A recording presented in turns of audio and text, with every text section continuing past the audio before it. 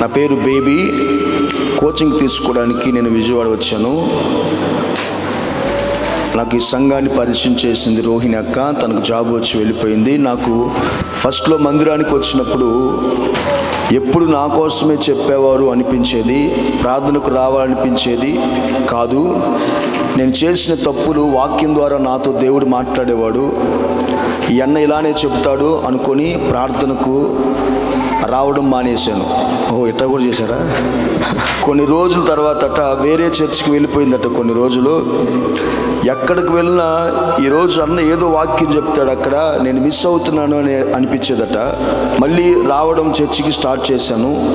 అన్న వాక్యం ద్వారా నేను చాలా మారాను, ఎంతగానో బలపడ్డాను కూడా. నా ఆత్మీయ జీవితంలో బలపడ్డాను. దేవుడు నా జీవితంలో ఒక అద్భుత కార్యం చేశాడు.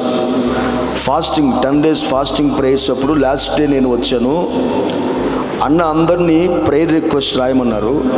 మాకు ఒకరు 4 లక్షలు ఇవ్వాలని రాశాను. రెండవది కోర్టులో 2.5 లక్షల మనీ కూడా నాకు రావాలని రాశాను. అనుకోని విధంగా ఫాస్టింగ్ ప్రార్థనలో ప్రేయర్ చేశారు. ప్రేయర్ చేసిన నెక్స్ట్ డే ఎవరైతే మనీ ఇవ్వాలో వాళ్ళే కాల్ చేసి మనీ ఇచ్చేశారు. హల్లెలూయా, హల్లెలూయా. వారే ఇంటికి వచ్చి మనీ ఇచ్చారట.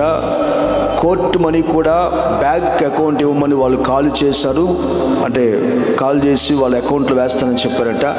దేవుడు నా జీవితంలో చాలా అద్భుత కార్యాలు చేశాడు. ప్రార్థన చేసిన అన్నకు నా వందనాలు. దేవునికి స్తోత్రం.